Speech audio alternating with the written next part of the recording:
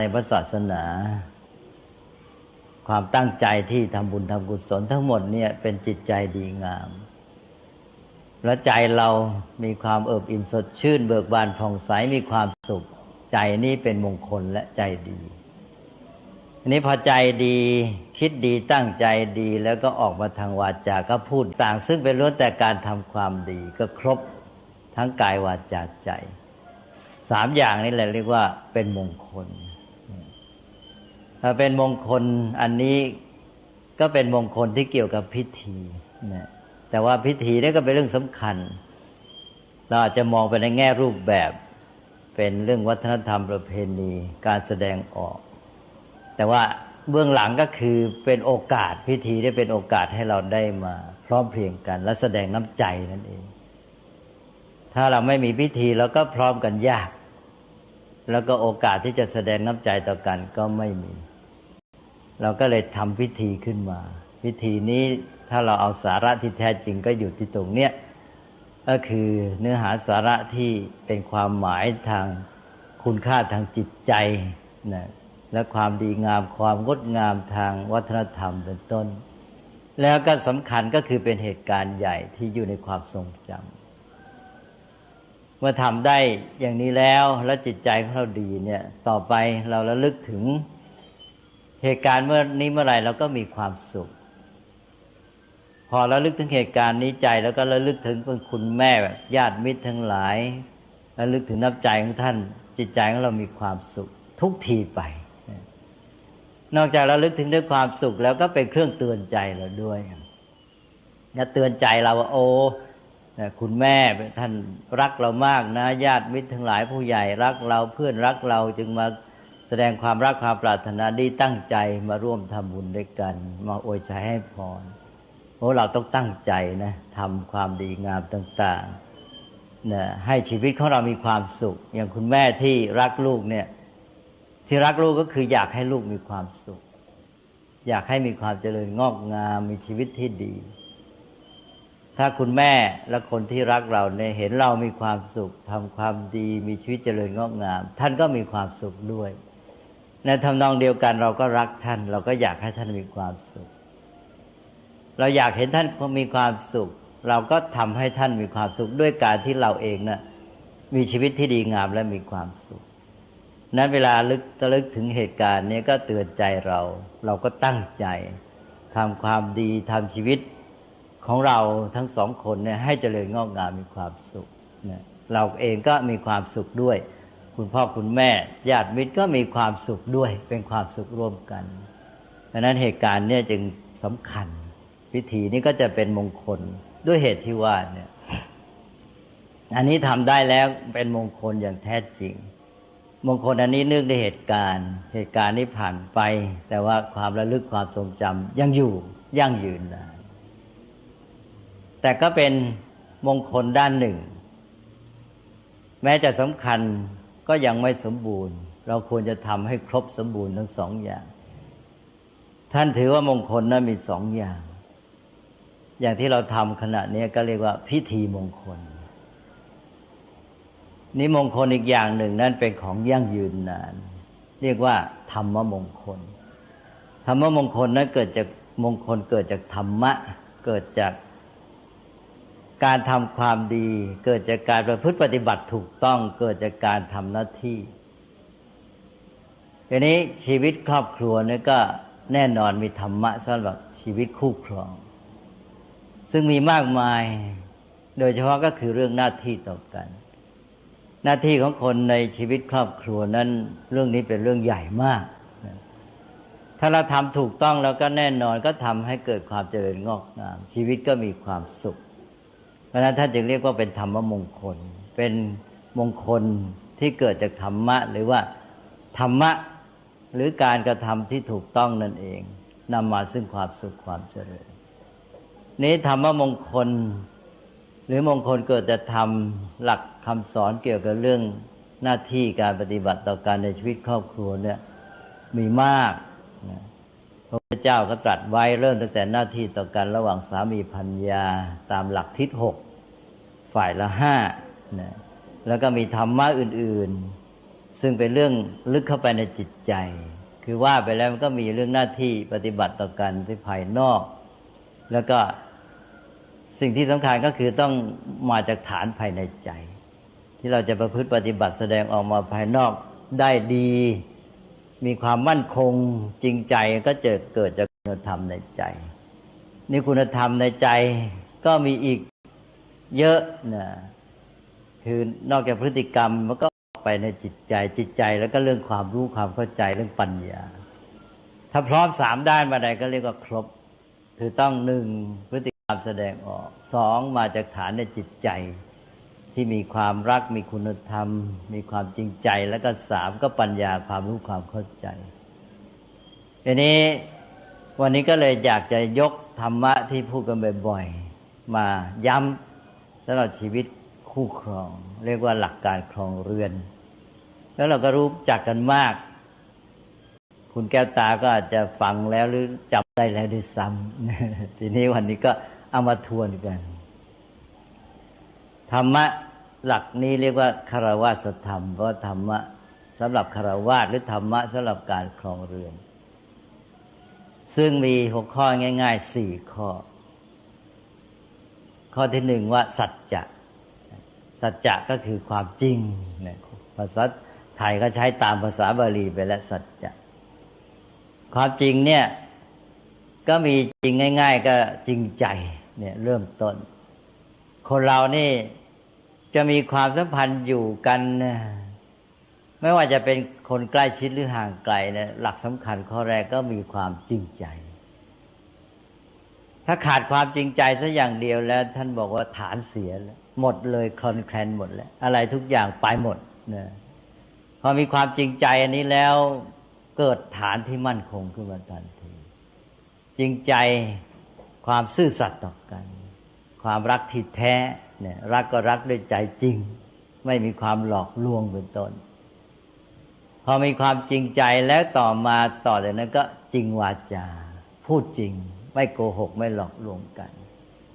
เสร็จแล้วต่อจากนั้นก็จริงการกระทำเช่นว่าสัญญากันไว้พูดไว้อย่างไรก็ทำตามที่พูด3อย่างนี้ก็เรียกว่าเป็นสัจจะในการ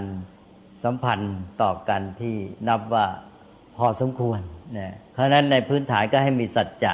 3อย่างหรือ3ด้านเนี้ยจริงใจจริงวาจาและจริงกายกระทำแต่นอกจากจริงใจจริงอะไรต่อกันแล้วมันยังมีสัจจะจริงจังต่อการงานเป็นต้นอันนั้นก็กว้างออกไปเช่นการอยู่ครองเรือนนี่มันมีความหมายถึงการที่จะทำหน้าที่การงานการปฏิบัติเพื่ออุดมคติเป้าหมายต่างๆเนี่ยสัจจะความจริงจังมุ่งมั่นไปสู่จุดหมายที่เป็นความดีงามเป็นอุดมคติต่างๆเนี่ยอยู่ในสัจจะเหล่านี้ทั้งนั้นซึ่งจะนำมาสู่ความสำเร็จเป็นฐานที่มั่นคงนั้นข้อนี้ท่านก็ยกขึ้นมาเป็นข้อที่1สัจจะต่อไปข้อที่2เรียกเป็นภาษาบาลีก่อนว่าธรรมะธรรมะนี่แปลตามตัวแปลว่าการฝึกคนเรานี่ท่านถือว่าเป็นสัตว์พิเศษสัตว์พิเศษก็คือว่าฝึกได้แล้วก็ต้องฝึกไม่เหมือนสัตว์ชนิดอื่นที่ว่าฝึกไม่ค่อยได้เรียนรู้ได้น้อยศึกษาไม่ค่อยได้จำกัดศึกษาได้นิดหน่อยแล้วก็อยู่ได้สัญชาตญาณแต่มนุษย์นี่เราฝึกได้ศึกษาได้เรียนรู้ได้พัฒนาได้พอฝึกได้แล้วเราก็เลยฝึกยังไงก็ได้อย่างนั้นจนกระทั่งว่ามีชีวิตที่ท่านเรียกว่าเป็นผู้ประเสริฐนั้นทางพุทธศาสนาจึงให้หลักเราไว้ว่ามนุษย์เป็นสัตว์ที่ประเสริฐได้โดยการฝึกแต่เรามักจะตัดไอ้ท่อนหลังออกเราตัดเหลือมนุษย์เป็นสัตว์ประเสริฐซึ่งทางพุทธศาสนาธรรมะท่านไม่ได้ยอมรับถ้าพูดตามภาษาธรรมะต้องพูดให้เต็มว่ามนุษย์เป็นสัตว์ที่ประเสริฐด้วยการฝึกเมื่อฝึกแล้วประเสริฐถ้าไม่ฝึกหาประเสริฐไม่ว่างั้นนะ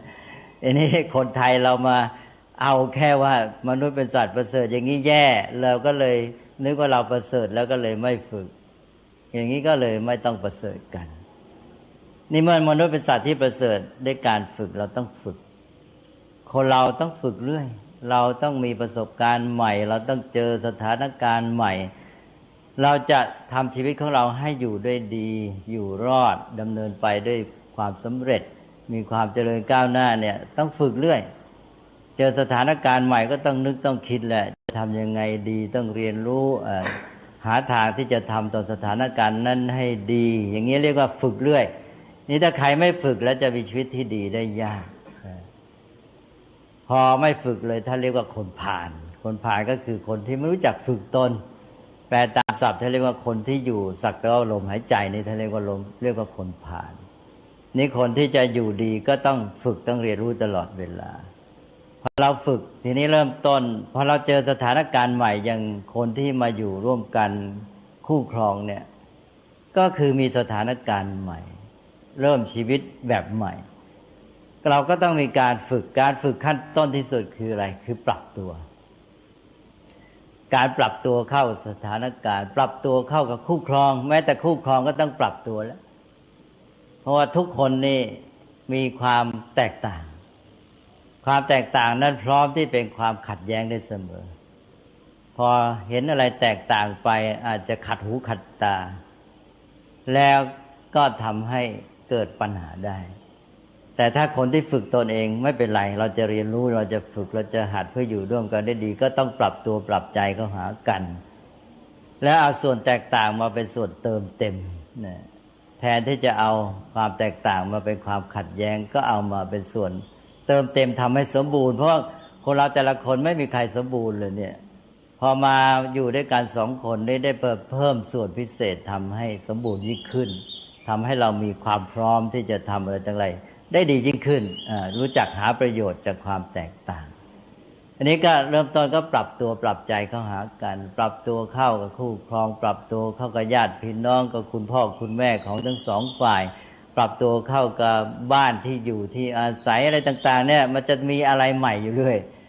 คนไหนปรับตัวได้เก่งท่านบอกว่านั่นคือเครื่องพิสูจน์ขั้นแรกของความสำเร็จในชีวิตดังนั้นอันนี้ก็เป็นเรื่องที่ว่าถ้าเรามองอย่างนี้แล้วเราจะไม่ท้อแล้วเราจะรู้สึกว่าโอ้ไม่เป็นไรเราจะได้เรียนรู้สิ่งใหม่ได้ปรับตัวกับสถานการณ์ใหม่เราได้เรียนรู้เพื่อทำชีวิตให้ดีงามยิ่งขึ้นเราก็เลยเรียนรู้ปรับตัวนะก็ปรับตัวได้ดีเข้าสถานการณ์ใหม่แม้แต่กิจการงานใหม่สถานที่ใหม่คนใหม่ๆได้ดีแล้วนะเราก็มีความสุขมีความอิ่มใจในการที่เราทำได้นะแล้วต่อจากนั้นพอปรับตัวแล้วก็ปรับปรุงนะปรับปรุงตัวเองปรับปรุงชีวิตปรับปรุงการงานอะไรของเราให้ดียิ่งขึ้นการปรับปรุงก็ต่อจากปรับตัวทั้งหมดเนี่ยอยู่ในข้อที่เรียกว่าธรรมะคือการฝึกดังนั้นการฝึกนี้สำคัญก็มีปรับตัวแล้วก็ปรับปรุงตนก็เรียกง่ายๆว่าพัฒนาตัวให้ดียิ่งขึ้นเรื่อยไปนี่ชีวิตของคู่ครองเนี่ยก็เรียกว่าได้ส่วนแตกต่างที่มาเติมเต็มทำให้สมบูรณ์แล้วเราก็ได้องค์ประกอบที่จะมาสร้างความเจริญให้มากขึ้นนั่นก็เท่ากับเรามีกำลังมากขึ้นแหละที่จะทำการทำงานเพราะฉะนั้นในแง่หนึ่งก็น่าดีใจว่าได้กำลังเพิ่มขึ้นก็คนแต่งงานก็ถือว่าได้กำไรในแง่มีพ่อแม่เพิ่มขึ้นมีญาติมิตรเพิ่มขึ้นมีอะไรต่ออะไรเพิ่มขึ้นนะก็เอาสิ่งที่เพิ่มขึ้นนี่ให้เป็นใช้ให้เป็นประโยชน์นะก็เป็นเครื่องทำให้เกิดความเจริญงอกงามเพราะฉะนั้นข้อที่สองธรรมะเนี่ยก็เป็นเรื่องที่สำคัญก็จะต้องมาเป็นเครื่องสร้างความเจริญงอกงามอันดับแรกเลยตอนแรกเราสร้างฐานกันสัจจะไว้แล้วบนฐานนั้นเราสร้างความเจริญด้วยธรรมะการฝึกตัวตั้งแต่ปรับตัวก็จะพัฒนาไปได้ดีนี่ข้อที่สองและทีนี้ต่อไปข้อที่สามท่านเรียกว่าขันติแล้วความอดทนความอดทนนี่เป็นเรื่องของจิตใจคนเทียบกับทางวัตถุท่านเรียกว่าความทนทานความทนทานก็เห็นได้จากวัสดุต่างๆอย่างเราจะก่อสร้างเราก็ใช้วัสดุที่ทนทานสิ่งที่ทนทานก็มีคุณสมบัติอย่างหนึ่งคือความแข็งแรงและก็สำหรับมนุษย์ก็คือความเข้มแข็งวัสดุทนทานแข็งแรงคนก็จิตใจเข้มแข็งอดทนนี่คนที่เข้มแข็งอดทนนี่ก็เป็นพลังความเข้มแข็งนี่เป็นพลังอันยิ่งใหญ่ที่นำความสำเร็จ เราจะพัฒนาตัวเราจะฝึกตัวถ้าเราขาดความเข้มแข็งก็ไปได้ยากเพราะฉะนั้นท่านก็เอามาอันดับ3ต่อด้วยขันติความอดทนทนทานในความเข้มแข็งความเข้มแข็งนี้ก็จะ1รับนะมีอะไรต่ออะไรเข้ามากระทบกระทั่งเราสู้ได้หมดนะ2ทนในการบุกฝ่าไปข้างหน้าในการบุกไอ้ขันตินี่มี2แบบนะทนทานทนรับในอย่างหนึ่งแล้วก็ทนบุกฝ่าอย่างหนึ่งแต่ว่าโดยทั่วไปท่านจะแบ่งเป็น3นะอะไรบ้างขันติความอดทน3ด้านสำหรับคนเราทั่วไป1ถ้าบอกความอดทนต่อความตรากตรำอดทนต่อความตรากตรำก็คือคนเราเนี่ยเป็นธรรมดาต้องมีอาชีพการงานทำการทำงานต่างๆเนี่ยเราต้องมีความอดทนไม่งั้นเดี๋ยวเราก็ท้อถอยท้อแท้แล้วเราก็เดินหน้าไม่ได้อันนี้ทนต่อความตรากตรำลำบากในการงานนี่แดดร้อนอากาศร้อนอากาศหนาวงานหนักงานเบาเรียกว่าหนักเบาเอาสู้อะไรเอาหมดนะสู้เท่านั้นเนี่ยลำบากตรากตรำเรื่องการเวลาเรื่องของความหนักแรงอะไรต่างๆนี่ทนลำบากตรากตรำทนได้สู้แล้วก็2ทนต่อทุกขเวทนาความเจ็บปวดอย่างคนเราก็เป็นธรรมดาร่างกายของเรานี่เป็นสังขารเกิดจากปัจจัยปรุงแต่งเป็นไปตามเหตุปัจจัยเข้ามากระทบกระทั่ง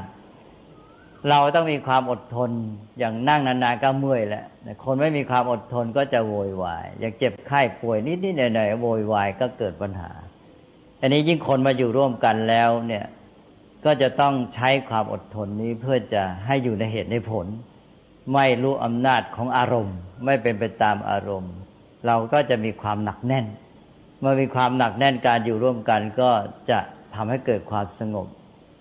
แล้วก็จะทำให้เรื่องราวต่างๆไม่ลุกลามไปนั่นก็จะมีเรื่องของความอดทนต่อทุกขเวทนาเนี่ยที่จะให้อยู่ในเหตุผลแต่ไม่ใช่ว่าจะอดทนโดยไร้เหตุผลถ้าอดทนโดยไร้เหตุผลก็กลายเป็นความประมาทเช่นอย่างคนที่เจ็บไข้ได้ป่วยแล้วก็ปล่อยโดยถือว่าอดทนอย่างนี้แล้วไม่รักษาตามเหตุปัจจัยก็ถือว่าเป็นความประมาทไปนะนั้นก็อดทนต่อทุกขเวทนาเจ็บปวดก็ทนได้แต่พร้อมกันนั้นก็ปฏิบัติให้ถูกต้องด้วยปัญญาตามเหตุตามผลนี่ต้องคู่กันไปนะก็ไม่ประมาทไปด้วยนี่2แล้วอดทนต่อทุกขเวทนา3ก็อดทนต่อสิ่งกระทบกระทั่งใจคนเรานี่นอกจากอดทนเข้มแข็งทั่วไปอันหนึ่งคือเป็นคนละหนีไม่พ้นเรื่องจิตใจก็จะมีเรื่องกระทบกระทั่งนะเห็นอันโน้นอันนี้อย่างคนมีความสัมพันธ์กันอยู่ด้วยกันเนี่ยสิ่งที่พูดสิ่งที่ทำแม้แต่การเคลื่อนไหวทำโน่นทำนี่เนี่ยบางทีก็กระทบกระทั่งจิตใจของอีกฝ่ายหนึ่งแม้โดยไม่เจตนาอันนี้โดยเฉพาะวาจาคำพูดเนี่ยบางทีเรานึกไม่ถึงก็พูดไปเสร็จแล้วอีกฝ่ายหนึ่งก็เกิดความกระทบกระทั่งใจทีนี้ถ้าไม่มีความอดทนก็วู่วามโวยวายแล้วก็เรื่องลุกลามใหญ่โตเพราะนั้นท่านก็เลยมีภาษิตโบราณว่าให้มีความอดทนให้ระลึกถึงคติที่ว่าแม้แต่ลิ้นกับฟันก็ยังกระทบกันได้ที่ลิ้นกับฟันมันกระทบแน่นอนว่ามันไม่ตั้งใจนะใครๆไม่อยากให้ฟันมากัดลิ้นใช่ไหมเพราะตัวเองเจ็บเนี่ยเพราะนั้นที่ท่านพูดว่าลิ้นกับฟันก็ยังกระทบกันได้เนี่ยแสดงว่ามันไม่เจตนาทีนี้คนเราอยู่ด้วยกันนี่อาจจะมีเจ็บบ้างโดยที่เหมือนกับลิ้นกับฟันอันนั้นก็ต้องมีความอดทนแล้วลึกถึงคตินี้แล้วก็เลยทนไว้แล้วก็ค่อยๆมาใช้กลับไปข้อที่2ไปธรรมะใช้ปัญญามาปรับความเข้าใจกันทำความเข้าใจกันโดยเหตุโดยผลเพราะนั้น2กับ3นี่มันก็จะมาช่วยกันคือข้อธรรมะการฝึกการปรับตัวปรับปรุงตนมาขันติก็อดทนแล้วก็ไปเข้าข้อที่2มาใช้ประโยชน์ต่อไปแล้วมันก็จะไปได้ดีตกลงว่าข้อที่3ขันติความอดทนก็เป็นเรื่องของพลังความเข้มแข็งซึ่งอันนี้ก็ได้อีกแหละถ้า2คนนี่มีกำลังความเข้มแข็งมาอย่างเช่นการงานในชีวิตที่จะสร้างความเจริญก้าวหน้าและความสำเร็จเมื่อ2คนมีความเข้มแข็งเนี่ยก็จะเอามาเสริมกันก็เท่ากับเป็นบวก1บวก1เป็น2ก็กำลังก็เพิ่มอีกเท่าตัวจะสามารถสร้างความเจริญงอกงามความสำเร็จได้ดีแต่ว่าถ้าฝ่ายหนึ่งอ่อนแอก็ไปลบอีกฝ่ายหนึ่งทำให้หมดแรง ถ้าหากว่าแข็งสองฝ่ายแต่แข็งในทางลบก็แย่ยิ่งใหญ่เลยนะเพราะนั้นก็ต้องให้เป็นความเข้มแข็งที่มาบวกมาเสริมซึ่งกันและกันนี่แหละจะสร้างความสำเร็จเพราะนั้นก็จึงบอกว่าเป็นกำไรแล้วนะถ้าเราปฏิบัติถูกต้องเราก็ได้กำลังมาเพิ่มกำลังความเข้มแข็งด้วยนะกำลังสร้างความเจริญก้าวหน้าด้วยนี่3ข้อแล้วนะต่อไปก็ข้อที่4ข้อที่4นี่เรียกว่าจาคะจาคะนี่แปลง่ายๆความสละความปล่อยวางได้แต่คนไทยเราจะรู้จักในคำว่ามีน้ำใจมากกว่านะเพราะคำว่าสละเนี่ยมันให้ความรู้สึกในทางลบบางทีก็ฝืนใจเช่นว่าเราอยากจะได้อะไรยอมไม่เอาก็เรียกว่าสละหรือเรามีอะไรต้องให้ไปโดยที่เรายอมนะบางทีเรารู้สึกว่าต้องเสียเราก็เป็นเสียสละแต่เสียสละก็เลยบางทีไม่ค่อยดีต้องเต็มใจเสียสละเมื่อเต็มใจเราอยากจะให้บางทีมันไม่ฝืนใจถ้าเต็มใจจริงๆไม่มีความฝืนใจเหมือนอย่างคุณพ่อคุณแม่อย่างคุณแม่รักลูกเนี่ยมีเมตตารักลูกให้กับลูกเนี่ยไม่ฝืนใจไม่รู้สึกว่าต้องเสียเลยแต่ถ้าเรามีความเสียดายเราไม่รักเขาต้องให้นี่ฝืนใจเราต้องเสียสละพอว่ามีความรักขึ้นมาก็เป็นการเต็มใจให้ด้วยความสุขแล้วพอเห็นเขามีความสุขจากการที่เราให้ตัวเองก็ยิ่งมีความสุขความรักที่แท้ก็เป็นอย่างเงี้ยก็อยู่ที่ความหมายที่เคยพูดบ่อยๆความรักมี2อย่างนะ1ความรักที่เกิดจากการที่ชอบใจอยากได้เขามาทำให้เรามีความสุขเราจะต้องได้จากเขามาทำให้เราเป็นสุขเราจึงจะมีความสุขได้นะก็คือรักที่จะได้จะเอานะทีนี้รักอีกอย่างหนึ่งก็คือรักที่อยากเห็นเขาเป็นสุขรักอันที่1ย้ำอีกทีว่ารักที่อยากได้เขามาทำให้เราเป็นสุขนะชอบใจว่าถ้าได้สิ่งนี้ได้คนนี้มาแล้วเราจะมีความสุขรักอย่างนี้อย่างหนึ่งทีนี้รักอีกแบบก็คือรักอยากเห็นเขาเป็นสุขอย่างคุณพ่อคุณแม่แน่นอนมีความรักแบบที่2คือความรักที่อยากเห็นเขาเป็นสุขพอพ่อแม่รักลูกก็อยากเห็นลูกมีความสุขอะไรจะทำให้ลูกมีความสุขได้ก็เต็มใจทำทีนี้ไอ้ความสุขจะเกิดขึ้นได้ต่อเมื่อเห็นลูกเป็นสุขทำไงทีนี้ความสุขของตัวเองก็เลยต้องไปอาศัยลูกทีเนี้ยก็เลยว่าลูกจะมีความสุขได้ยังไงเช่นว่ามีของนี้ลูกได้สิ่งนี้แม้แต่ลูกบอกว่าฉันอยากได้นี่แม่ก็มีของนี้แม่ก็อยากจะได้เหมือนกันแต่ว่าลูกบอกว่าอยากได้แม่ต้องยอมให้พอแม่ให้แต่ว่าเพราะแม่รักลูกอยากเห็นลูกเป็นสุขแม่อยากเห็นลูกเป็นสุขอันนี้มันก็เลยมาลบเอาไอ้ความรู้สึกเสียหรือเสียดายหรืออยากได้ของแม่เนี่ยหมดไปก็อยากเห็นลูกเป็นสุขก็เลยให้ลูกได้พอให้ลูกได้ก็เห็นลูกเป็นสุขพ่อแม่ก็มีความสุขด้วยเพราะฉะนั้นการรักแบบที่2เนี่ยเป็นรักแท้คือรักที่อยากเห็นเขาเป็นสุขเพราะนั้นเมื่ออยากให้เขาเป็นสุขเราก็ทำอะไรต่ออะไรได้เพื่อให้เขาเป็นสุขแล้วเราก็เป็นสุขจากการที่เห็นเขาเป็นสุขนั้นความรักอย่างที่2เนี่ยจะทำให้เรามีข้อจาคะคือความสละที่แท้ได้ซึ่งเรียกว่าความมีน้ำใจคนไทยนี่เราได้ฝึกกันมากในข้อนี้จนกระทั่งความสละเนี่ยเป็นเรื่องของการให้ได้เต็มใจเมื่อให้ได้เต็มใจต้องการทำให้เขาเป็นสุขเราก็เรียกว่ามีน้ำใจนี่คู่ครองนี่สำคัญมากจะต้องมีอันนี้ก็คือว่าต้องมีความรักแท้ความอยากให้เขาเป็นสุขมีน้ำใจต่อเขานึกถึงว่าทำไงจะให้เขาเป็นสุขอยากให้เขาเป็นสุขถ้าเรานึกอย่างนี้อยู่เรื่อยเนี่ยมันจะเกิดความสัมพันธ์ที่ดีงามแม้โดยไม่รู้ตัวแต่ถ้าเรานึกถึงแต่ความสุขของเราเนี่ยเราได้เรามีเขาแล้วเราจะมีความสุขบางทีมันกลายเป็นการเรียกร้องเมื่อเป็นการเรียกร้องกันต่อไปก็จะเกิดปัญหาความทุกข์ความขัดแย้งก็ไม่ได้ตามใจตัวเราก็ยุ่งเลยนี่ถ้าหากว่าเรามีความรักอยากให้เขาเป็นสุขอยากเห็นเขาเป็นสุขนึกทำไงน้อยจะทำให้เขาเป็นสุขได้ถ้าคู่ครองนึกต่อกันอย่างเงี้ยสบายใจได้เลยมีความเจริญมั่นคงทั้ง2ฝ่ายก็มีความซาบซึ้งในน้ำใจของกันและกันแล้วก็พยายามทำกันและกันให้มีความสุขนะนึกถึงเขานึกถึงจะทำโน่นทำนี่แม้แต่ในชีวิตประจำวันนะฝ่ายหนึ่งถ้าอยู่บ้านนึกถึงอีกฝ่ายหนึ่งจะกลับมาบ้านแล้วเขาคงจะเหน็ดเหนื่อยนะอะไรต่ออะไรเตรียมทำไงต้อนรับทำให้เขาเป็นสุขได้อย่างนี้แล้วก็ชีวิตสมรสคู่ครองเจริญมั่นคงแน่นอน นะแล้วก็มีความสุขที่แท้จริงท่านเรียกว่าเหมือนน้ำหล่อเลี้ยงทำให้เกิดความสดชื่นทำให้เกิดความสามัคคีนั้นข้อจาคะนี้สรุปท้ายเลยเป็นตัวที่หล่อเลี้ยงชีวิตคู่ครองให้ยั่งยืนก็ครบแล้วเนี่ยนั่นก็เนี่ยถ้าคนมีจาคะแล้วก็ลักษณะแสดงออกเพราะอยากให้เขาเป็นสุขก็เลยสละความสุขของตนเพื่ออีกฝ่ายหนึ่งได้อย่างที่ว่ารักกันจริงเนี่ยเหมือนพ่อแม่ลูกเจ็บไข้นิดหน่อยแล้วแม่บางทีมีเจ็บไข้อยู่แม่หายเลยนะเชื่อไหมนะแม่ไม่สบายอยู่นะพอเห็นลูกเจ็บไข้แม่หายป่วยเลยมารักษาพยาบาลลูกนะก็สละความสุขของตัวเองเพื่อลูกได้คู่ครองก็เช่นเดียวกันถ้ามีความรักที่แท้แล้วอยากเห็นอีกฝ่ายหนึ่งมีความสุขก็สละความสุขของตัวเองเพื่ออีกฝ่ายหนึ่งได้เขาเจ็บไข้มาพยาบาลรักษาไม่นึกถึงความสุขของตัวเองและเห็นเขาเป็นสุขได้ตัวเองก็เป็นสุขด้วยเป็นความสุขร่วมกันทั้งสองฝ่ายซึ่งทำให้เกิดความยั่งยืนนี่ก็คือจุดบรรจบที่ว่ามีความสุขร่วมกันคนเรานี้จะมีความยั่งยืนที่แท้แม้แต่สังคมเนี่ยจะต้องมีความสุขประเภทสุขร่วมกันถ้าแย่งกันสุขชิงกันสุขมันยุ่งเวลานี้สังคมที่วุ่นวายก็เพราะอันเนี้ยเพราะต้องการความสุขแบบแย่งชิงถ้าฝ่ายหนึ่งได้ความสุขอีกฝ่ายหนึ่งก็ต้องเสียความสุขหรืออีกฝ่ายหนึ่งก็อย่างน้อยก็อดเนี่ยมันก็เลยแย่งชิงเบียดเบียนวุ่นวายกันไปหมดเมื่อไรเรามีความสุขแบบร่วมกันสุขด้วยกันสุขเมื่อเห็นอีกฝ่ายหนึ่งสุขนั่นแหละสังคมมีความสุขที่แท้พุทธศาสนาที่ท่านสอนให้มีเมตตาอะไรต่างๆให้มีจาคะก็เพื่ออันเนี้ยเพื่อให้สังคมได้มีความสุขร่มเย็นได้ความสุขร่วมกันเพราะนั้นชีวิตครอบครัวนี่เป็นชีวิตตัวอย่างเป็นแบบอย่างถ้าเราสร้างคุณธรรม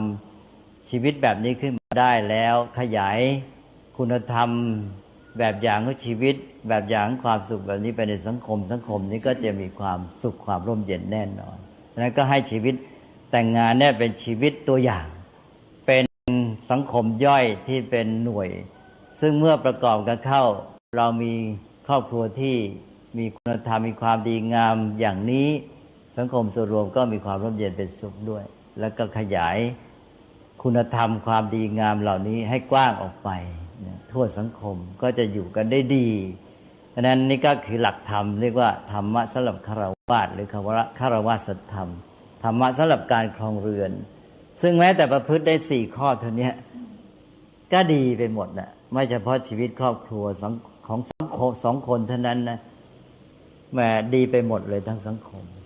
แล้วจาคะนี้ก็เพราะมีความสละมีน้ำใจอยากเห็นคนอื่นมีความสุขตอนแรกก็ทำในครอบครัวระหว่างคู่ครองแล้วก็ในครอบครัวทั้งหมดต่อไปเราก็มีจาคะมีน้ำใจต่อเพื่อนมนุษย์อยากเห็นเพื่อนมนุษย์มีความสุขก็ขยายการช่วยเหลือเผื่อแผ่นี้ออกไปเนี่ยเราก็เห็นเพื่อนมนุษย์ก็อยากให้เขามีความสุขเราก็ทำการเสียสละทำการกุศลต่างๆบำเพ็ญประโยชน์กว้างขวางออกไปก็แผ่ความร่มเย็นเป็นสุขออกไปนะในหมู่ญาติในหมู่มิตรในสังคมประชาชนเริ่มจากคนที่ขาดแคลนแล้วก็ทำประโยชน์ต่างๆออกไปเนี่ยสังคมก็ร่มเย็นเป็นสุขเพราะนั้นจาคะข้อนี้ก็จะแผ่ประโยชน์เป็นตัวที่ทำให้ชีวิตของเราเนี่ยมีคุณค่าประโยชน์ของชีวิตของเราเนี่ยจะแผ่ไปสังคมด้วยข้อจาคะนะเพราะนั้นก็เริ่มตั้งหลักด้วยสัจจะที่ว่าแล้วก็จริงจังแล้วมันจะมาประสานกับจาคะที่ว่าพอเราตั้งใจมาเป็นประโยชน์ทำความดีเราก็มีสัจจะในตัวนี้ด้วยทำอย่างจริงใจและจริงจังทุกอย่างก็จะดีไปทั่วหมดวันนี้อาตมาก็เลยนำเอาหลักเพียงชุดเดียวเรียกว่าคารวะธรรม4เนี่ยมาเล่าให้ฟังก็ถือว่าถ้าทำได้ตามนี้ก็เป็นธรรมมงคลเป็นมงคลที่เกิดจากธรรมะแหละเนี่ยเป็นมงคลที่แท้จริงและยั่งยืนจะอยู่ได้เรื่อยไปเลยมีผลกว้างขวางวันนี้ก็ถือว่าคุณแก้วตาและคุณทอมมี่เนี่ยได้มาทำบุญก็เป็นการที่ได้สร้างมงคลให้เกิดขึ้นแล้วเริ่มด้วยพิธีมงคลพอเริ่มพิธีมงคลพอทำพิธีมงคลถูกต้องเนี่ยธรรมมงคลก็เริ่มแล้วใช่ไหมเพราะว่าเราทำพิธีมงคลเนี่ยสาระของมันอยู่ที่ธรรมะคืออยู่ที่คุณธรรมคุณสมบัติในจิตใจมีความรักมีความดีงามมีความสุขเบิกบานแจ่มใสเป็นต้นเนี่ยเป็นธรรมะอยู่ในตัวเราก็เริ่มธรรมมงคลนั่นเองแต่ว่าธรรมมงคลนี้ต้องมีความรู้ความเข้าใจหลักด้วยเพราะฉะนั้นท่านจึงบอกต้องมีตัวปัญญาเข้ามานี่พอเรารู้เข้าใจเราก็เอามาใช้ปฏิบัติ ให้ธรรมมงคลเนี่ยยั่งยืนนานต่อไปก็เป็นการปฏิบัติหน้าที่ต่อกันและการดำเนินชีวิตให้ถูกต้องการที่จะดำรงครอบครัวของตนเองให้มีความเจริญมั่นคงและมีความสุขและขยายความสุขความเจริญงอกงามนี้ออกไปทั่วสังคมแม้กระทั่งทั่วโลกนี่ก็ธรรมมงคลก็จะเป็นตัวประกันอีกชั้นหนึ่งที่ทำให้เกิดความสมบูรณ์ก็หวังว่านอกจากทำพิธีมงคลแล้วก็คุณแก้วตาและคุณทอมมี่เนี่ยจะได้ทำให้เกิดมงคลครบทั้งสองประการก็ขออนุโมทนาแล้วก็ตั้งใจอวยชัยให้พรแก่คุณทั้งสองก็เดี๋ยวจะอวยชัยให้พรอีกครั้งหนึ่งก็อาจจะสรุปภาษาอังกฤษไว้นิดหนึ่งเพราะว่าคุณทอมมี่ก็พูดภาษาไทยไม่ได้ฟังภาษาไทยก็ไม่เข้าใจด้วยใช่ไหมล่ะไม่เข้าใจก็เลยขอเป็นพูดเป็น summary นิดหน่อย I would like to summarize what I have said to the assembly. My good best wishes to you on this auspicious occasion. This is an auspicious occasion for Kelta and Tommy, and for all who are assembled here. It is auspicious because we have made it so. We have made it auspicious through our action, by body, by speech and mind. All of these auspicious things start in our mind. First, we have the mind that is full of virtue, such as goodwill, friendliness, faith, peace, joy, cheerfulness, and so on. These mental qualities make the occasion auspicious. Then we express our mental qualities through our lovely words. We speak in kindly words to every person, and also in our bodily action. Today we have done all these good things by body, speech, and mind, and all these have made the occasion an auspicious one. However, auspiciousness is of two kinds. First, ceremonial auspiciousness, which we have performed today through our ceremony, making marriage ceremony. However, we have to bring about also the second kind of auspiciousness, that is long-term or lasting auspiciousness. The lasting or long-term auspiciousness arises from the Dhamma, what we call the Dhamma, which means our right action, the performance of duties, the living in accordance with our responsibility, the practice of virtues, especially between the couple. There are so many virtues that we have, as human beings, have to practice. However, for the couple, for the married life, we should have at least 4 virtues, which are called the Dhamma or qualities for a happy married life. These four virtues are: first, truthfulness or truth. Truthfulness begins in the mind. First, it means sincerity, sincere love. From sincerity, it comes out in the truthful words, truthful speech. And then in action, such as the keeping of promise. In sum, it is truthfulness.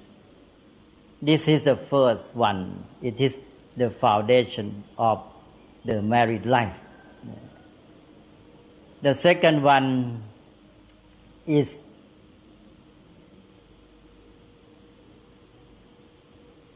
adjustment and self-development. This is a kind of what we call in Pali Dhamma or training. We have to train ourselves. We have to learn to improve ourselves. We have to learn to adjust ourselves. When we live together, we have to adjust ourselves to the couple, between the two persons. If we adjust well, it is a good beginning. And then we improve ourselves, we develop ourselves, we develop our life, our work, and so on. This is the way of progress. This is the second kind of virtue, or the second virtue of the household life. Then the third one is something we can render into English as patience or tolerance. This means strength of mind, strength of character, the ability to endure, to tolerate, and to be patient, such as in working, in doing our work, especially hard work, and also tolerate the action and the words from other people. We have to practice this virtue in order to keep our married life and a lasting one, enduring, and also to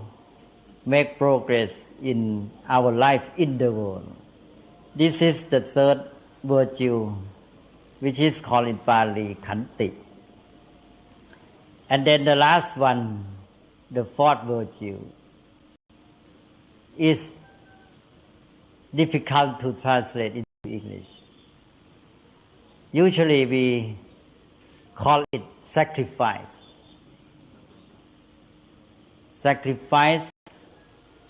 means the sacrifice of our happiness for the happiness of other people. Here, the couple. This virtue is a very significant one. We are willing to do everything for the happiness of the other. If we have this sacrifice, it is called in Thai namchai. But it is very difficult to find an English term for this. or it may be impossible to find one. It is called namjai. Namjai is very important term in Thai. It is the positive kind of sacrifice, not negative one. We may call it simply positive sacrifice. A sacrifice of one's happiness for the happiness of others because of true love. If we have true love, we can sacrifice our happiness for the happiness of others because we would like her or him to be happy, and we can do everything for that goal or objective. We would like to make her happy, therefore I can do everything for her, and for him also the same. This is the fourth one, the fourth virtue. When we have this true love or true kind of love, and we expand or extend this love far and wide, to at last towards all beings, to all people, we can make the world a happy one, peaceful one. We can live together in peace and happiness. These are the four virtues for the good or happy household life, which is called in Pali Karavasatham. Today, the day of marriage is like the day of planting a tree of married life. Kun Kelta and Tommy now are planting a tree of married life. This tree of married life has four qualities, namely,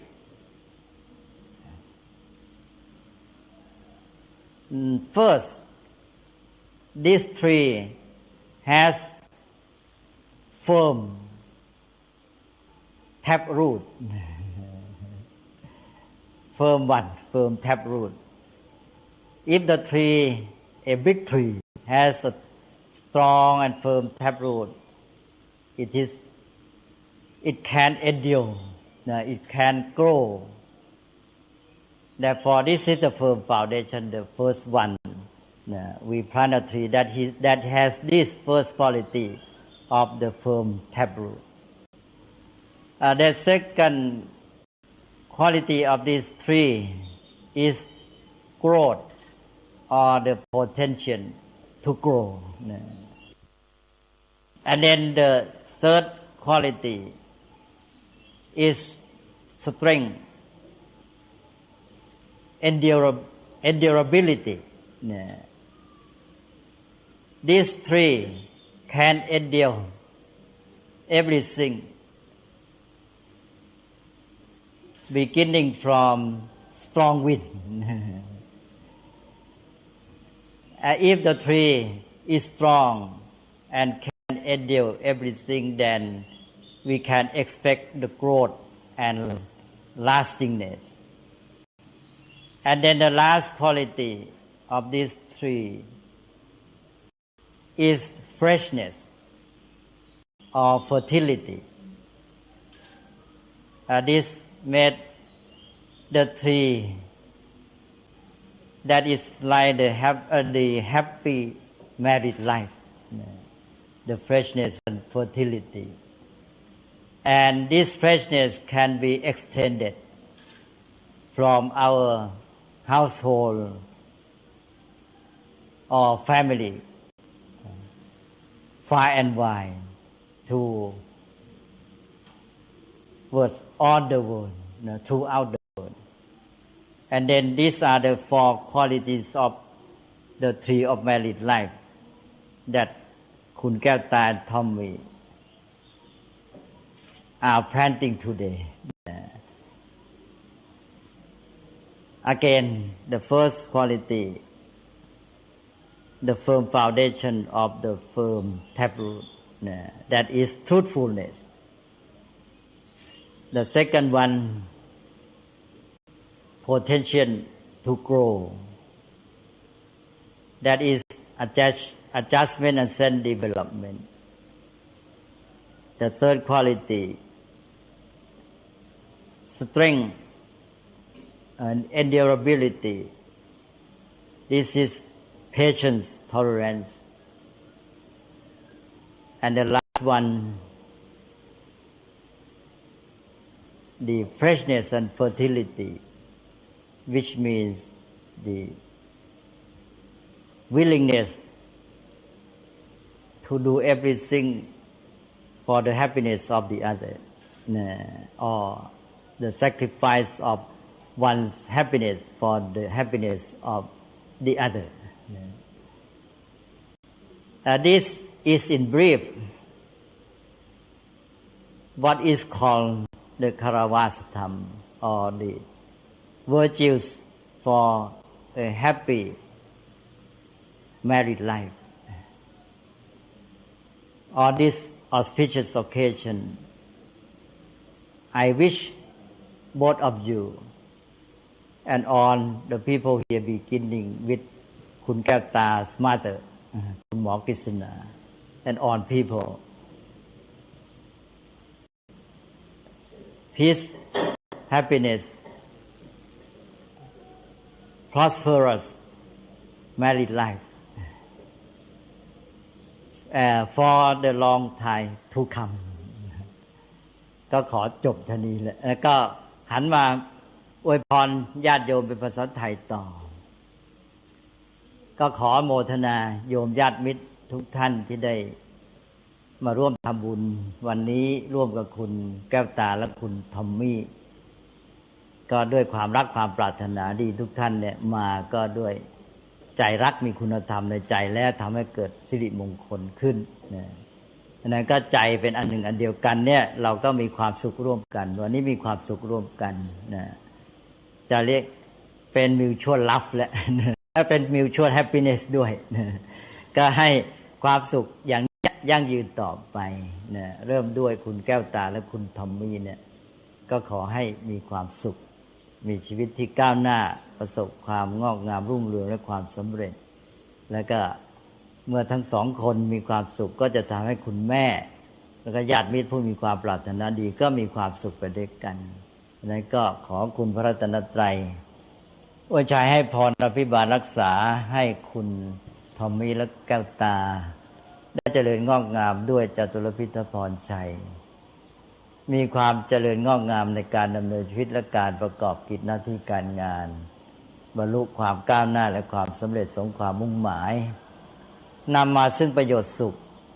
แก่ชีวิตแก่ครอบครัวแก่สังคมประเทศชาติแล้วก็มีความร่มเย็นงอกงามในธรรมตลอดการทุกเมื่อเทอญ